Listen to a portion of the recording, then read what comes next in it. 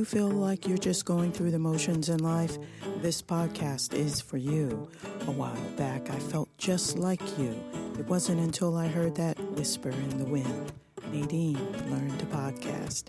Now I'm on a journey of discovery, interviewing others who have also leaped into the unknown. I'm Nadine O, creator of the Over 50 You Are Not Done Yet show, the podcast about personal awakening, spiritual connections, and stories of joy. Shall we begin?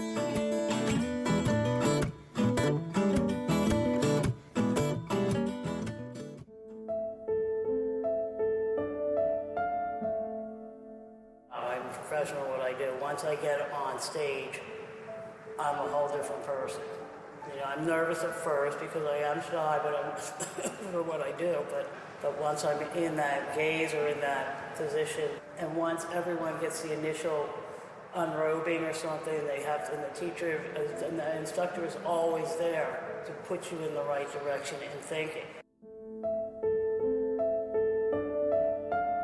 Veronica Meekins became an artist model at the Pennsylvania Academy of Fine Arts after years of working in the restaurant and bar business. Art has always played a large role in her life.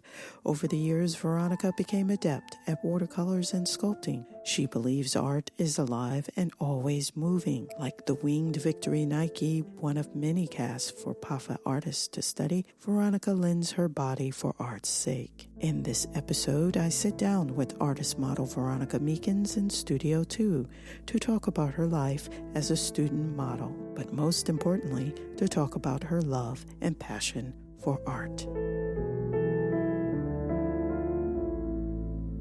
Now, how did you get into this kind of work? I kind of fell into it as a student long ago in the 80s, and on and off. I had other jobs, but I would work privately with people, at students, and it's just been a part of my jobs, many jobs that I had when I was young. And I started working other jobs, and then I fell back into modeling. And how long have you been with the Pennsylvania Academy of Fine Arts? With PAFA, I have been here, I would say, about 10 years. What's the best part about coming into work? The whole experience, because of my love of art, which I am myself. I love all parts of art, but my favorite is works on paper drawing and sculpture. But I love it all. I love painting, and I love everything about it. Now, is there a particular piece of art that's here that you find yourself drawn to every time you come in? Oh, I would say the Winged Victory, but every part of the cast hall, they just speak to you. You come in and one will just gaze at something and you're drawn to it. So there isn't. It's hard. It's overwhelmingly beautiful. I just can't pick one. I'll fall in love with one and then fall in love with another, and that's just the way it is when you come into this part of the building. What is the hardest part about being a model? Being still. As you get into the pose, my mind is wandering. Then all of a sudden it's just focusing where I can get naturally comfortable, because you start to get settled anyway. The body just shifts and then it gets settled. But being still is the hardest thing. And also projecting a certain energy that you have with the students and the instructor, or what they want, and allowing them to do what they have to do for the class. And each studio workshop is different. Each audience is different. Some are beginning, some are very advanced. They're looking at all different things, but my part is just to empty myself, get settled, and just... It's sterile. Well, it's a wonderful osmosis. You become connected with this group, because the concentration, I'm concentrating by my thoughts going everywhere, but being still, always being still. Things tend to shift when you start to get settled, but that's okay. I mean, it's not like you're moving. You can't do that. So, on a given day, they'll give you a request. And it would be what? Standing or sitting in a chair. Can you cross your leg? Can you put your arm this way? Can you put your head that way? Your gaze is that way. Sometimes just sitting in the chair, and I was like, that's good. That looks great. because I've been doing it for so long. I know what my body can do, but we just make the adjustments. We have backdrops, we have cushions, things where you're just comfortable, mats for standing. Standing is very difficult because it's just a very hard pose to do, but we do it. I'll do anything that the instructor wants me to do, and we just work with each other. Don't you go anywhere. My interview with Veronica Meekins continues.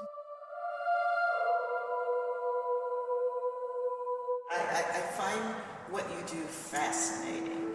Yeah, a lot of people do. I mean, I'm 54, and it took me a long time to have a sense of pride for my body, and then to share my body with the world.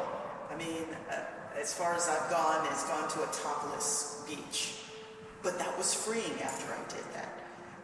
Did it take you a long time to get to that point where you were okay with it? Not at all, because one thing, it's a whole different thing being in the studio with other artists, because you're not looking. You're looking at the figure as light and darks, cool and warm. You're just looking at more than just the figure. The figure becomes part of like a landscape. It's like a still life. You know what I mean? You're not, and I'm not, because myself being an artist, I never look at the body as anything. Sometimes it's not even, it's definitely like a landscape to me. I don't even look at it in a, superficial or just on the surface, the woman's body, the male's body. It's just, and we have two models together. Sometimes I'm a little uncomfortable with the male model or another model because it's distracting. It's not them, it's me. It's just like, I'm thinking too much about the model or myself with the other person, but then I forget about it. It depends on the model. It depends on the professionalism as we go. But it doesn't matter because it rarely happens. That rarely happens. Because once we're in our pose, we become one. Everyone becomes one. There are moments, some slight moments where I have felt tension, but I totally just ignore that vibe, and I just put my pose in a different position where I'm not really, my gaze isn't in that direction, it's in another direction, or, I just forget about it. I'm doing my job, I'm a professional at what I do. Once I get on stage, I'm a whole different person. I'm nervous at first because I am shy, but I'm for what I do, but once I'm in that gaze or in that position, and once everyone gets the initial unrobing or something, and the teacher and the instructor is always there to put you in the right direction in thinking.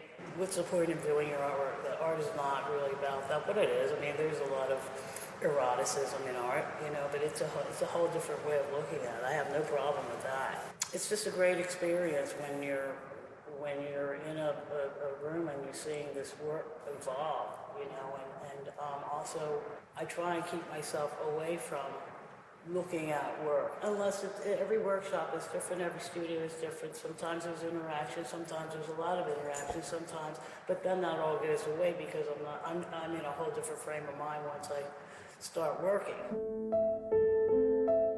More information on artist model Veronica Meekins can be found in our show notes and on our website. Well, you're hired by an artist. Oh yeah, they'll ask, would you sit for me, and which I'm doing for someone privately, and it's a great experience. But you have to feel each other out once you start because it's just the two of you. It's a very intimate experience. And it's got to be really natural for both, but you have to work that out. So if it works, sometimes it doesn't work. It's nothing personal. It's just, I'm not getting anything. Mm-hmm. You know what I mean? But you have to give things a chance too. I mean, you have to work out like anything. It's like, okay, like a plant or something like that. But once it starts to flow, it's a great relationship. And it's still professional. You know what I mean? I was working privately with someone years ago, and it was a great relationship that I had with this person. And I never saw this painting she was working on at all, the whole time.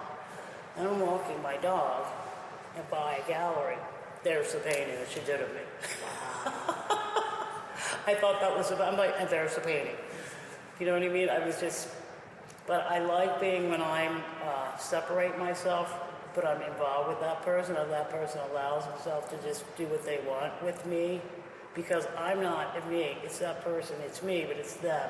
You know what I mean? It's like a weird, it is me, but it's not me, it's them.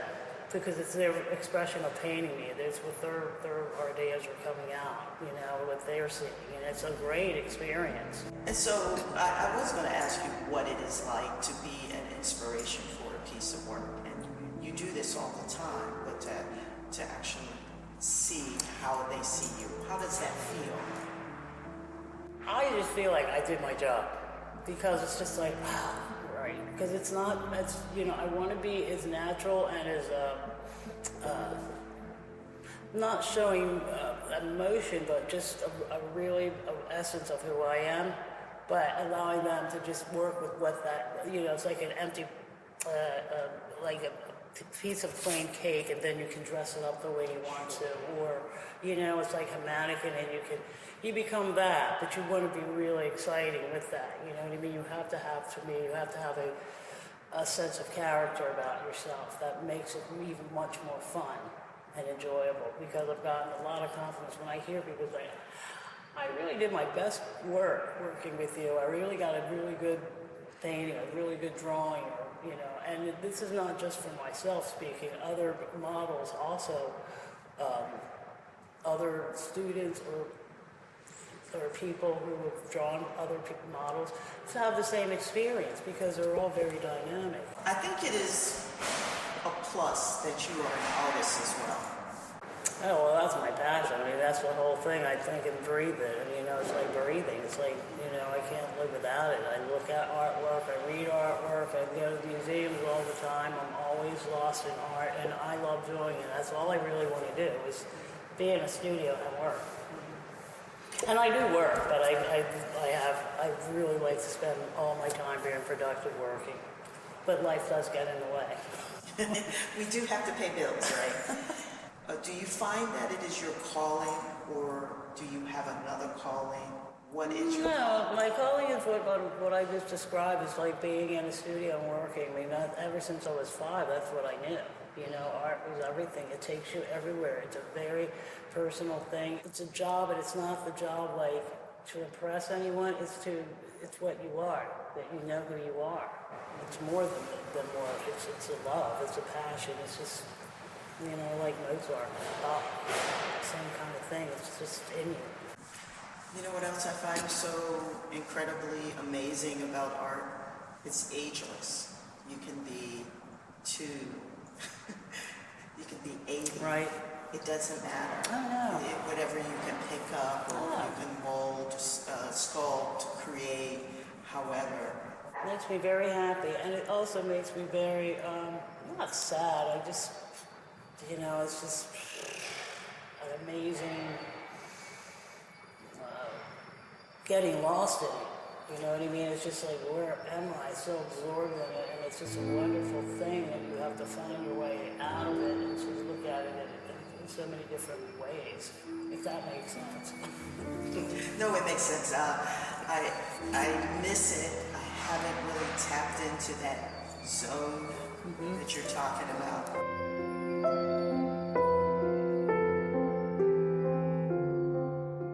Talking with Veronica, I'm reminded about how much I miss painting and drawing. Life just got in the way. What do you miss doing? What have you set aside because of work, family, or even fear? Coming up, Veronica shares her thoughts on reconnecting with our passions as we get older.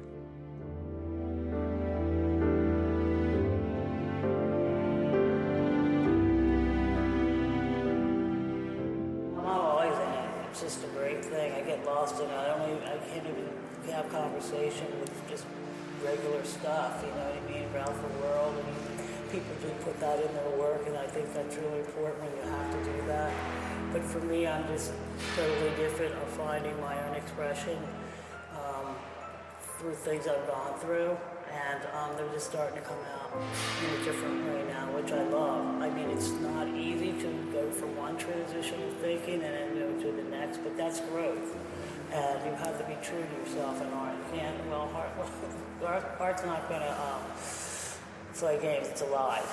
You know, it doesn't sit dormant. It's just like, now it's time to grow, isn't it? It's just time to just move. You just move. But it's great. It's great once you make that movement, because it's easy to just stay in a certain mindset in your artwork. But when things start to pop up in your mind, in your third eye, you just really have to trust your instincts and go for it. I think that's where the real truth is, for me at least, you know.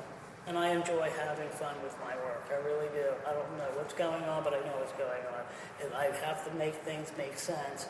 But at the same time, I'm just like, I'm not just at a point in my life where now I'm just like, it doesn't matter. I'm just enjoying this whole ride. Because, you know, life does get in the way. Romance, this, that, whatever. You know what I mean? Life is just life. And it's all good. But I have my convictions of it. I would never let that go. Which I'm so proud of myself. I never stopped, you know, when anyone said. Even my peers, I'm just like, thank you, but I'm got to keep going my way. Doing much better than me. I'm struggling to get that kid. That's the whole part of it, but but you'll get there. I think everyone, if you want it enough, if allow yourself to be open to it, it'll come.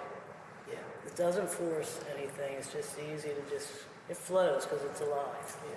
I'm from New Jersey. I came to Philadelphia in the 80s, and I came to the academy, and I started in evening classes. I did not get accepted in the full-time, which I still feel upset about, but I started taking classes, and again, life once again got in the way of me finishing, going into the full-time program.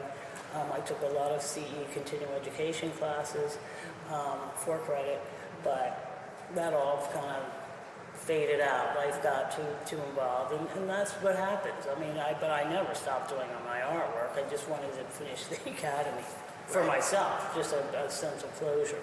But that's very important. But at the same time, always being true to your work. You know, I always worked. I never sacrificed it or never stayed at a certain level. I mean, for a while you do this or that, but now I'm at a stage where I can just really be free and do what I want, because it's just getting older. These things, I can focus a lot better. And my eyes a lot more confident too, just through experience.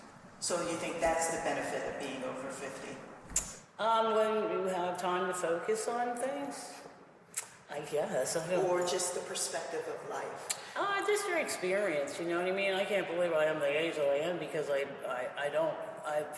don't want to be back the way I was, because that was where my experiences come from. You know what I mean? I never go back like that. I'm always in the present with myself, or try to be. For those struggling to find meaning and purpose in their lives, Veronica has this to say. I think just getting older is a big challenge, and it's a love of self, and just being humble and letting go of all the things you don't have to hold on to anymore. You know, these expectations, you just outgrow those. It's like you outgrow dolls, you know, it's just a natural thing if you let it be natural. But if you stay in a mindset, any kind of mindset, that's not really growing. It's just like you're playing it safe, and life is not about that. You know, and you can't be in control of it, because you just let it, you just be staying in the moment and seeing everything beautiful in the moment, especially now. And I want to give love to the world, because the world needs love. And there's a lot of people that have love. There's a lot of people. Even through it, diamond in the rough, and that's what it is. When the tough get going, the tough get going. You just keep going. Yeah. You know, I mean, I have to. What am I going to do? I told my friend that. I said, we just have to keep going. You know, look at that. Just keep giving your love to yourself, to whatever, in the moment.